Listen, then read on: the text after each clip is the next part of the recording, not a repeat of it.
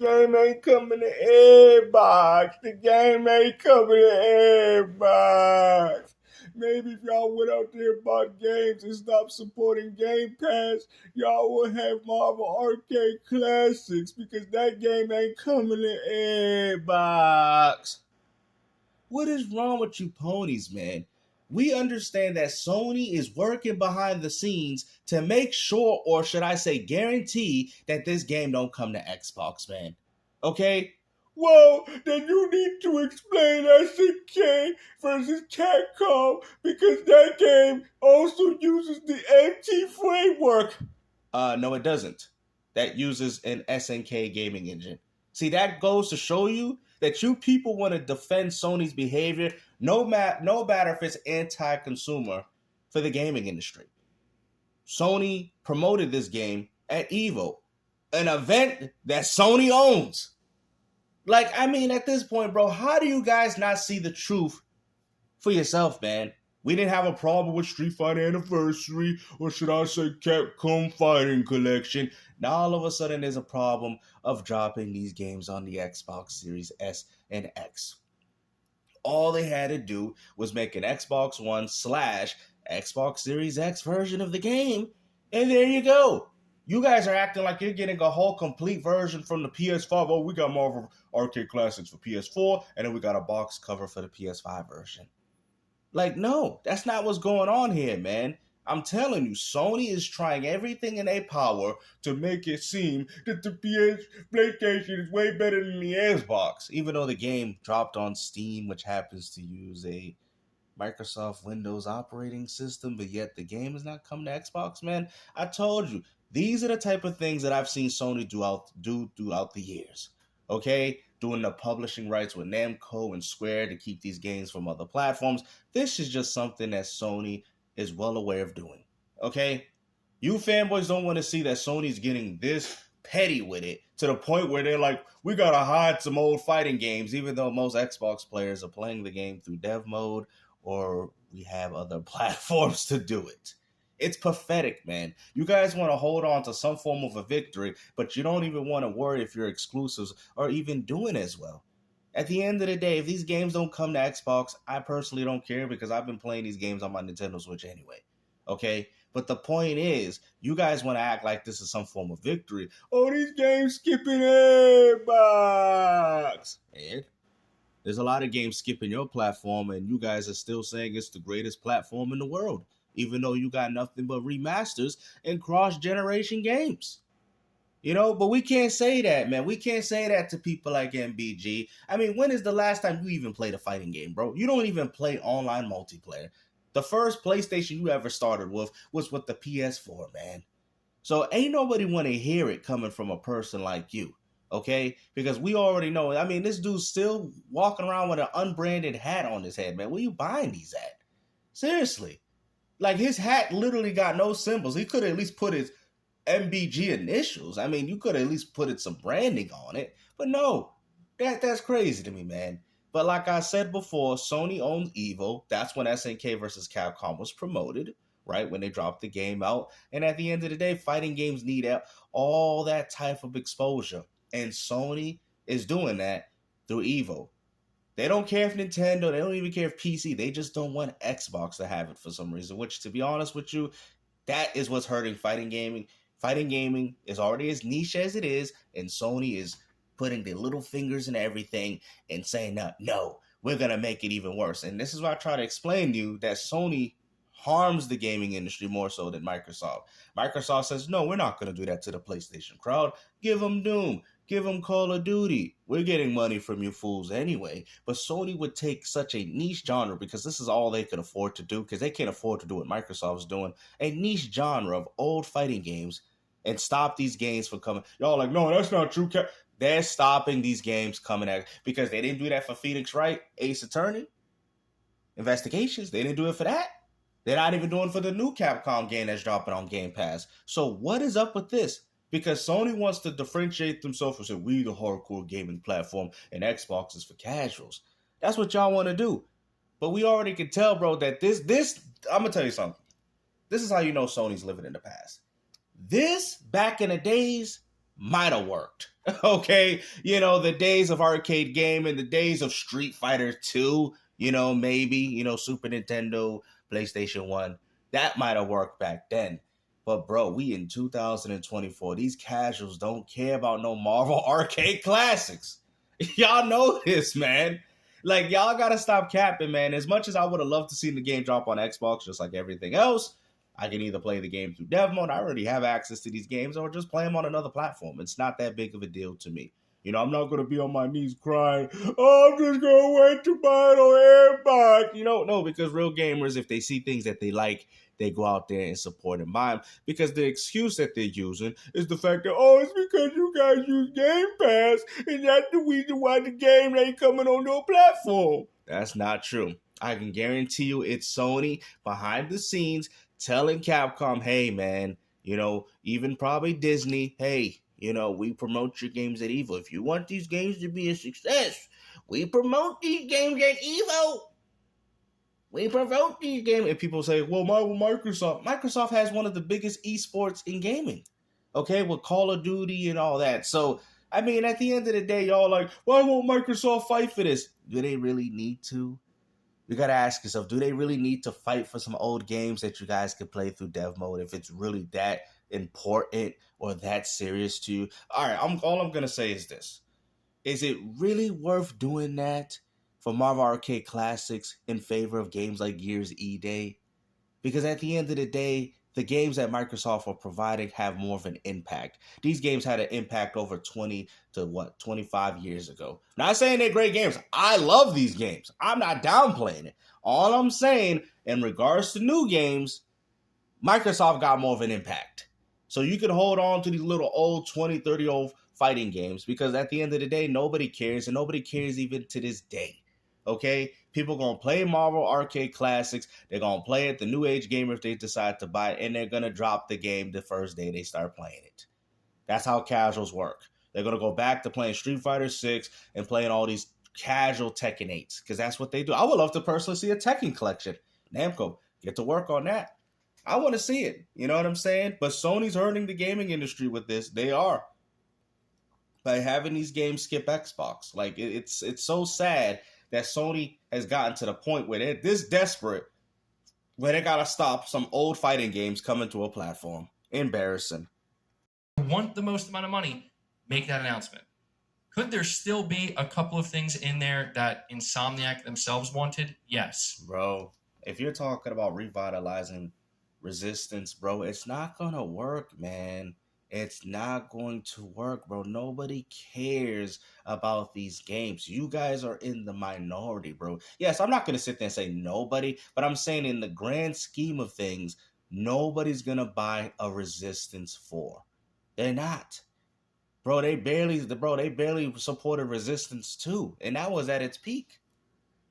But that would be that would go a long way in winning fans back and making people less angry at a game. The problem is, what you're not understanding, a lot of these fans are the ones that bought the PS5. Hey, look at me. We're already here. So what are you not understanding? We're just waiting for Sony to come out with the games. We are already here. You, by dropping a new Resistance, ain't going to help no hardware sales because nobody cares about that game. The ones that the real gamers have already bought their platforms. We're just waiting for Sony to come out with these games. But we understand that Sony won't because they're not going to do good in sales. It's literally years out from launching. It just shouldn't, I guess what I'm just saying is it shouldn't have to come down to that. It shouldn't have to come down to the fans being like, I'm not buying your shit. I mean, the key word there being fans. The people who usually want to spend the money on your shit. It shouldn't have to come down to, I'm not doing this. Yeah, because nobody wants to play Concord, bro. I mean, at the end of the day, man, Sony's looking real bad, bro. I mean, the only thing Sony got good is the hardware sales. They got the user base. Now they got to find a way to keep you guys playing on it. That's the idea of what Sony's doing, and that's why they're trying to focus on live service and multiplayer games because they need you guys. They know they got the user base, but now they got to take advantage of it like Nintendo did with theirs. That's what Sony's working on right now. They're trying to convert all the people that bought a PS5 and convert them into buying their exclusives and their live service and subscription games. Unfortunately, that ain't gonna work. Most people that buy an Xbox, they'll buy it for their games. You know, people will buy an Xbox for Gears. They will buy an Xbox for Halo. They will buy an Xbox for Forza. They will buy an Xbox for these games. Perfect Dark. These are great examples. People will buy it. Indiana Jones is kind of hit or miss, right? Because I don't know, what type of audience it's appealing to. But I think a PlayStation gamer will look at that and say, hey, where's our Uncharted? I'm going to go pick up an Xbox and play this Uncharted-like game on the Xbox Series. And Game Pass Day 1, I'm already signed me up. So you figure it out. And when you do, I'll be here. And you got to question like how it leads to that point. But yeah, I don't know, man. I'm not worried about Death Stranding 2. It's so sad, right? Because what happened to days where we was all excited, man. Now all you hear is this. I don't know. I don't know about these games. I don't know. What happened to the days, bro? Like, see, this is what you guys don't realize. This is how you know gaming is trash. What happened to the days, man? When Gears of War 2 came out and you seen the hype and it was like, what happened to those days? Where's the hype, man? I mean, I get it. We have more people playing games now, but they're playing the wrong games. But, man, back then, the 1 million people that supported Killzone 3, man, the hype seemed way bigger than what it was. You see? Everybody was speaking loud in these rooms. Now it's just like, I don't know, Samyak Concord. I don't know.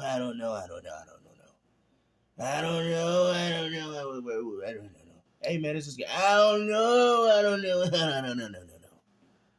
Oh, man, let me see. Can I go to GameStop? Hey, man, how's this Stellar Blade? Is it good? I don't know. What about Final Fantasy 16, man? I don't know. Bro, you don't know anything? Are any of these games good? Are any of these games are good? Sir, there's a buy two, get one free, and you're telling me that it's not worth buying 2 PlayStation exclusives to getting the other one free? I don't know. That's how you know this gaming industry is trash. I'm sorry, I said it. Because what period in time do we do this, I don't know behavior? When the 64 came out with Turok, man, we was glued to the TV screens. We was glued. Perfect. Ooh, GoldenEye, man. We sound like fiends in the days. Oh, look at that. Pokemon Yellow. Oh, Pokemon Yellow. Oh, I got color. Sniffing manuals and cardboards, man. I don't know what video games used to do to us back then, man. But we were sniffing the cardboard, sniffing the little Pikachu Game Boy Color, man. Oh, yeah. This is what I'm talking about. This is greatness all inside a box. Oh, yeah. Man, remember the days when we used to take the plastic, just rip through the box, man? I gotta get to that 64 cartridge. And then you hold it up, man. You pray, you're on your knees holding it up to the sky like, oh, the greatness in my hands, man. Bro, it makes you want to kiss on top of the cartridge. No, but gaming was so good back then, man. You just loved those games, man. You would never get these times again, man. I'm telling you, bro. Like you had a cartridge, bro. You just felt good holding on to it, man. It gave you superpowers. If you was having a bad day and then like, man, you just get up and you just pick up Contra 3 Alien Wars, man. And before you even put it and inserted it into your console, you're like, man, you was a happy dude, man. It's just a shame, man. And like I said, I've been gaming for so long, and it's just a sad reality of something that I've been noticing in the gaming community, man. It's all disappointment. It's all sadness. It's all grief. What happened to the days of fun? I know there's these fake wannabes that say, oh, just make it. I mean, yeah, you can make it for what it is. Oh, it's the game is still as good as it. No, it's not, bro. Like, it's not, bro. I remember when Resident Evil first came out, Super Mario 64. These games blew my mind, bro. I'm telling you, man. I gotta have a video with you, like listening to my dad, bro, talking about this game, bro. His mind was blown. I mean, you got to think about coming from the 16-bit with the Super Nintendo and seeing Mario jump and running and bouncing off the walls. My dad, his jaw dropped. He's like, whoa, you know, and Wave Race with the water, man. He was like, whoa. And he didn't even like the N64, but he was like, whoa, this is crazy. You know, and I think the evolution of gaming is just not there no more, man. They're not fully taking advantage of the hardware to essentially, I know what you guys are saying. Well, gaming hit its limits. It hit its limits. No. I wouldn't go as far to say that. I I still think we could push these games boundaries. Also, too, these games haven't reached photorealism, okay? I can still tell the difference between a video game and real life. We haven't got to that point yet. So we got to stop downplaying ourselves and saying, maybe in regards to consoles, but I'm just saying, you guys want to make it seem like gaming is nothing they can do. I think the creativity's gone. I think the passion is gone to create ambitious things. And you got to remember, when gaming first started, everybody wanted to jump on this. You know, it was unique. It was different at a time. Now gaming has been going on for over 30, 40 plus years. It's not new anymore. Companies are looking at it as a way to extort money from their fans. And that's the problem. The passion's gone, man. I've seen interviews with a lot of gaming developers. You could tell when they were making their games, man, they were passionate about what they was doing.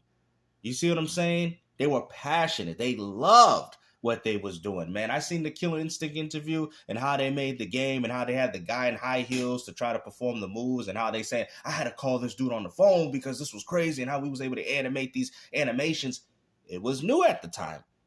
You know what I mean? So they went the extra mile. It was the passion behind the projects, man. And that is not what we're getting anymore. These companies, these people are not passionate about the things that they're doing, which is also impacting and affecting the gaming industry. Now, before you people say, Gamester, what would you do to help improve that? I mean, there's really nothing. Games are too expensive. You got to appeal to a certain audience now. Now that's definitely the check marks now. You can no longer waste 300, 400 million on a game and think that you're going to get it back. People barely got it back then, but at least the games weren't as expensive. They're too expensive now. You know what I'm saying? The creativity is just not there anymore, unfortunately. I'm sorry. It's already over. For that old head out there, it's over for you. It's over. Enjoy the little bit of scraps that you can. That is it. It is over. Sorry. I think 2 is going to be awesome. Wolverine's the only other game we know of. Wow. See, look at that. PlayStation Fanboys only got one game coming out, Wolverine. And I can tell you, man, it's not too late, Insomniac. That's sad, bro. I mean, Insomniac has already been putting games out for y'all, man. How about you ask Naughty Dog to do something? Like, it's crazy, man. Y'all like, I mean, even the Gamer 23 brought up. He's like, man, if it wasn't for Insomniac, man. If it wasn't for Insomniac, man, you know, I don't know, man. I mean, bro, Insomniac has already turned out a few games for y'all, man. Go ask Sony to put from Naughty Dog to drop out something, because this is ridiculous. It's not too late. You have literally years. Just literally, I don't have these type of years. Remove Sweet Baby from your game. Remove their work, their consultation work, and. Would you really think that's gonna happen? Just make. I mean, honestly, they don't even have to announce it, but they should just do it quietly, and eventually somebody will notice. See, and the funny thing is, right, and you guys don't want to understand, right? The reason why you guys are complaining about Sweet Baby Inc. because the real so-called quote-unquote hardcore gamer is not buying these games anymore. So therefore, they have to appeal to a new audience. You guys are like, oh, this has been going on even in comic books. This has been going on forever. And I'm going to explain to you what I'm talking about. Okay?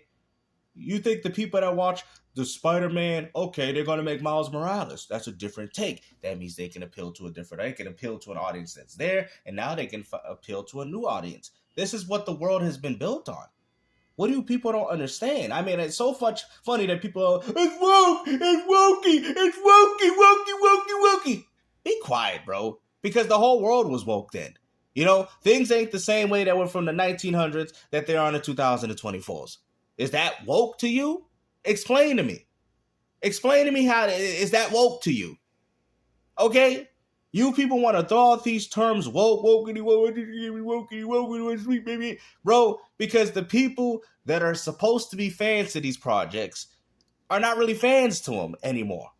Okay? Just like, you know what? Superheroes used to appeal to children. Now who you think they appeal to? Adults with more mature themes.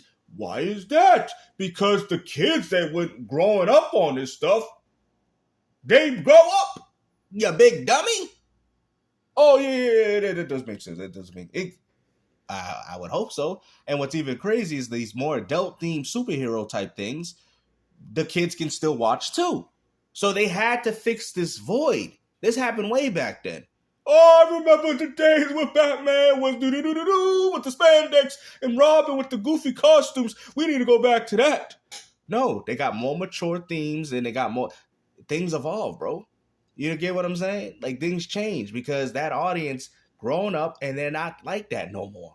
So that's what you people don't understand, man. This has been going on since the beginning, and this is why they're trying to appeal to the Skittles community, because they're probably more inclined to support your games more than the actual real gamer.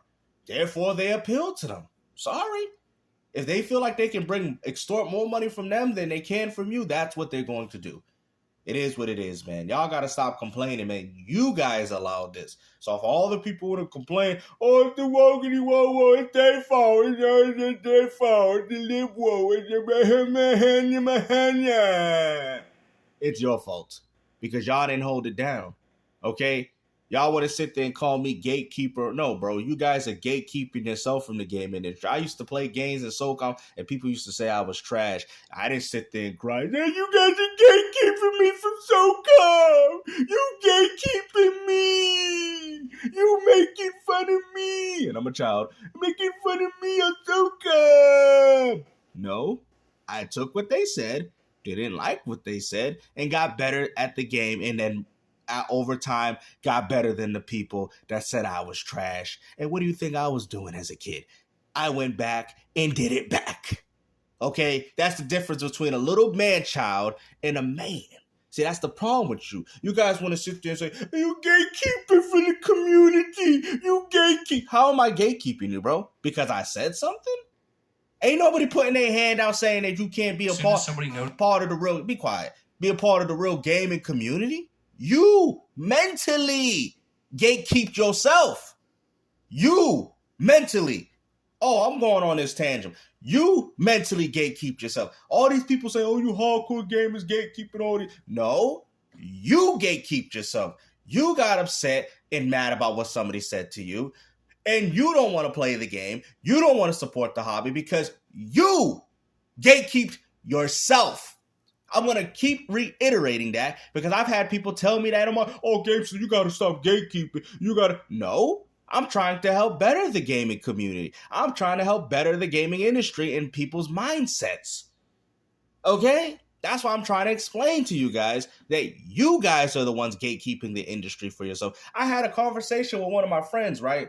And he was like, man, I'm just playing fighting games, and he was losing a lot. And I told him, man, I was like, yo, bro, you got to keep your mind focused, man. I get it. You might not be whatever, but you got to think. You know, he actually told me, he said, hey, man, much respect to that, bro. You know what? I didn't even know. And then he told me he was winning all the games. He was winning all the games now because it's a mindset. Okay, and I get it. We all can get to this point, but you have to break it. You have to break it. That's what you people don't understand. We all get these things. You don't think the great players that play in any league, oh, man, I don't think I got it no more. I don't think you got to have the mindset, bruh. Stop gatekeeping yourself, man, because at first, I'm telling you, no matter how big, how strong, or whoever you think you are, it starts with your mind first. If you want you give up on yourself, there you go. Oh, I can't get achievements games to say I ain't a real gamer because I ain't got over to 5,000 gamer score. He talking about, man, let me tell you, I'm going to break this down. Okay?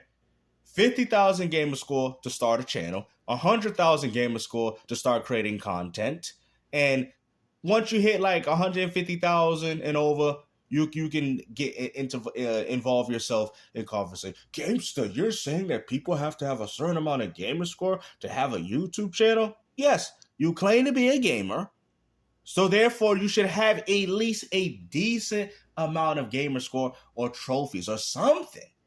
Like, how are you gonna sit there and be like all these other dudes? Hey man, hey guys, I got a 2,000 gamer score, but yet you are in gaming conversations. Oh, that's gatekeeping. That's gatekeeping. I have a right to talk about video games until you get your gamer score up. Then yes, but until then, be quiet. That's what you people don't understand, man. Stop thinking. I've had people tell me, "Oh, my gamer score is not that high." One, y'all are not content creators, and two, if that's what you want, get it high, man. Just play games. I'm not saying 100%. Just beat them. Just beat a decent amount.